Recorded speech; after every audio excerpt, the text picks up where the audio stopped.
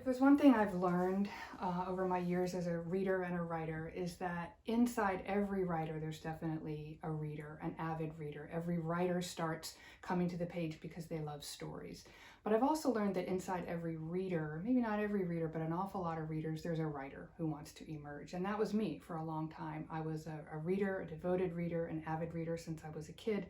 Took me until well into my 30s, I would say, before I began to have the confidence to try my hand at getting some of these stories that were in my head onto the page. I was one of those kids that always had stories in her head, always had characters in her head. I still do. Sometimes it can almost be a distraction from real life because I've got stories and characters in my head all the time.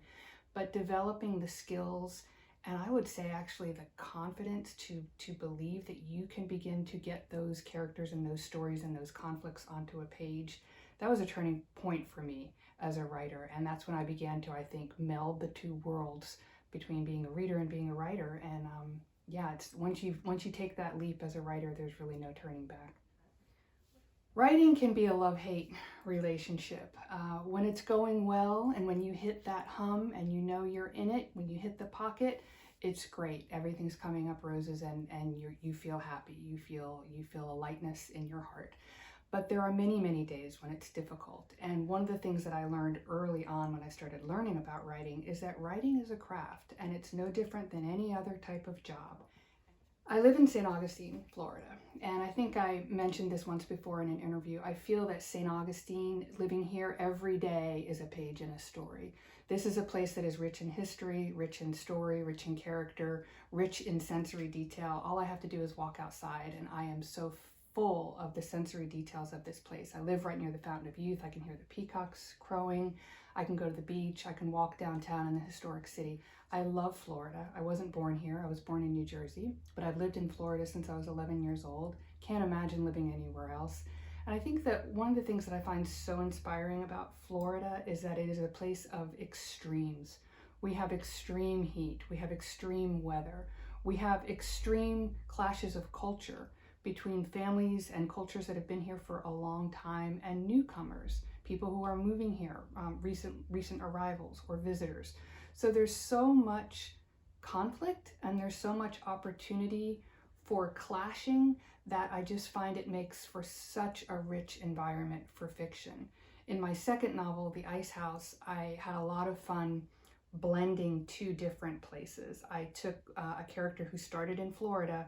The middle of the novel, he went to Scotland and then he came back. I have a lot of family connections to Scotland, and I can't tell you how much fun it was to put those two worlds up against each other. The intensity of the heat in Florida versus the intensity and the harshness of the cold climate in Scotland. It was a lot of fun, especially in a novel called The Ice House.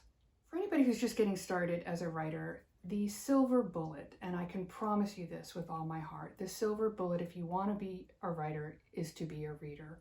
There's no way that you can begin to immerse yourself in the craft of writing without having the language at your disposal, without having the craft and the skills of readership at your disposal. It's osmosis. You begin to learn how to write the more you read.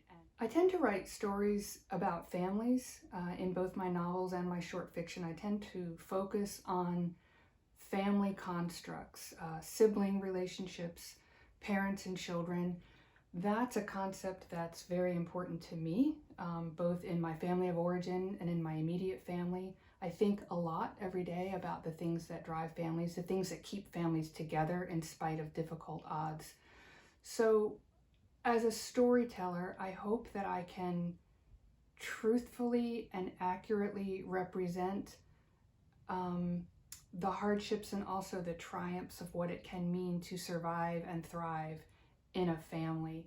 We all come from families that struggle in one way or another. It's just part of the human condition. So I like to think of myself as a writer who attempts, for better or for worse, to try to capture some of those conflicts and hopefully write stories that people can connect with some warmth and some humor.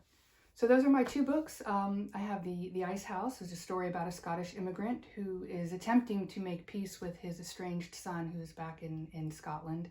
And my first book was called Heart of Palm, and it's a story about a family here in Northeast Florida, and they're attempting to compensate for some very difficult things that have happened in their past and trying to kind of keep it together in the face of some difficult odds. I'm working on a third book right now. It tends to be a little slow going. The pandemic seems to have slowed things down, I think, for everybody, but that's a common condition, and I think we all share it. So thank you very much for your interest, and I hope next year we can get together and have this festival in person. Take care.